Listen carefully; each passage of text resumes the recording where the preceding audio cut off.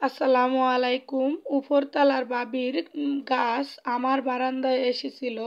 এই কারণে কি করলাম আপনাদের সাথে শেয়ার করব। আর বিকালবেলায় এরকম একটা রেসিপি করব, ছোট বড় সবার পছন্দ, যে একবার খাবে বারবার বানিয়ে দেওয়ার জন্য বলবে। তো কাছে কিংবা দূরে যে যেখান থেকে ভিডিওটা দেখছেন, আশা করি আল্লাহর রহমতে ভালো আছেন।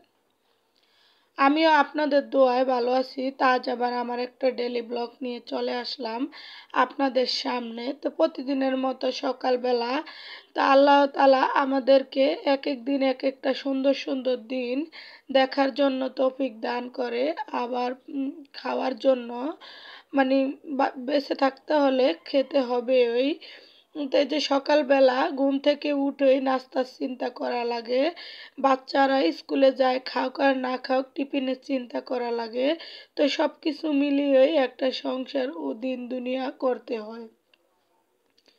তাই যে সকালবেলা আজ এই, রুটি ছিল একটা, পরোটা পূজেন তা আমি বাছলাম, তার সাথে টুকিটাকি যা কিছু ছিল তা কিছুও নিয়ে নিলাম।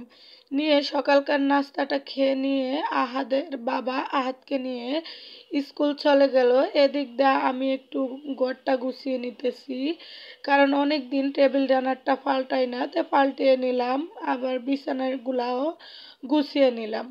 তো আমাদের কাজই হচ্ছে এগুলা, এগুলা না করলে আর কি করব। সারাদিন ঘরে আমরা এগুলাই করি, এগুলা দিয়েই ডেইলি ব্লগ আপনাদের সাথে শেয়ার করি। তো কথা বলতে বলতে দেখলেন আমি টেবিল টুবিল সব কিছু গুছিয়ে এখন এই যে বিছানাগুলাও পাকে পাকে গুছিয়ে নিলাম। তো গুছানো হয়ে গেলে আমি আজ পাশের উপরতলার বাবির গাছ আমার বারান্দায় চলে আসলো। তো এটা কি করলাম, তো ওটাই আপনাদের সাথে শেয়ার করব। তা আশা করি তার আগে যে যেখান থেকে ভিডিওটা দেখছেন অসংখ্য অসংখ্য ধন্যবাদ। অনেকে দেখছেন সাবস্ক্রাইব করেন না, প্লিজ দয়া করে একটা সাবস্ক্রাইব করবেন। সাবস্ক্রাইবের পাশে থাকা বেল বাটন চাপ দিবেন, যে পরবর্তীর ভিডিওর নোটিফিকেশন আপনাদের সামনে চলে আসে, সবার আগে দেখতে পারেন।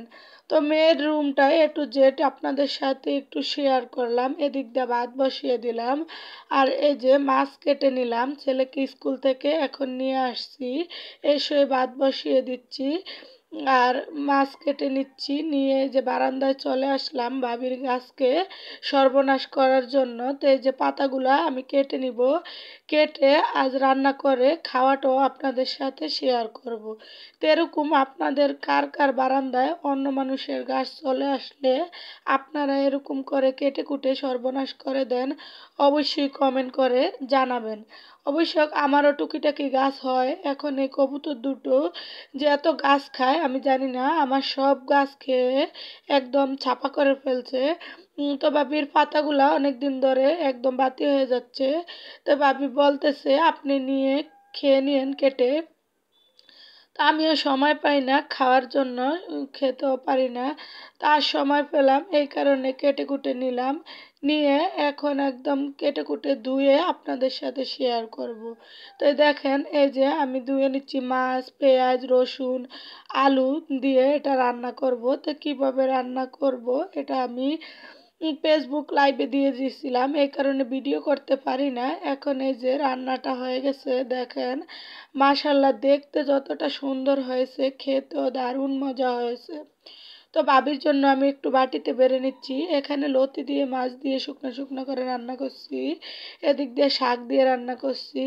তো আহাতকে বলছি আগে তোমার আন্টিকে বলো দরজা খুলতে, পরে তুমি নিয়ে যাও, গরম নিতে পারবে না। তো জাহাজ গেছে, এখন একটু দিয়ে দিলাম। যার গাছ তাকে রেখে কি আর খাওয়া যায়। তো এই যে এখন আমি এটা খেয়ে নিব, অর্ধেকটা খেয়ে নিচ্ছি। তারপরে মনে উঠছে যে শাকটা খাওয়া আমি আমার বন্ধুদের সাথে শেয়ার করব না, এই কারণে অর্ধেকটা খেয়েও তারপরে চলে আসলাম আপনাদের সাথে আবার শেয়ার করার জন্য। তো বিকেলবেলা একটু ভাত খেয়ে রেস্ট নিয়ে শুয়ে আসর নামাজ পরে আবার চলে আসলাম সেই ছোট বড় সবার মজাদার রেসিপিটা নিয়ে। তো তো এই যে এখানে আমি ছোট ছোট চিংড়ি মাছ, বেশি ছোট ছোট না, এগুলা নিয়ে আসছিলাম। ভালোভাবে ধুয়ে পরিষ্কার করে আস্তই দিয়ে দিচ্ছি। তার সাথে কিছু আলু কুচি, পেঁয়াজ কুচি, কাঁচামরিচ কুচি, ধনিয়া পাতা কুচি, রসুন বাটা, গরম মশলা গুঁড়া, লবণ, স্বাদ মতো হলুদের গুঁড়া, লাল মরিচের গুঁড়া, জিরার গুঁড়া, গোলমরিচের গুঁড়া এবং আটা সব কিছু দিয়ে আমি এই যে ম্যারিনেট করে নিব। ম্যারিনেট করে তারপরে এই যে আমি একে একে সব কিছু ভেজে উঠিয়ে নিলাম। আজ এই পর্যন্ত। আল্লাহ হাফেজ।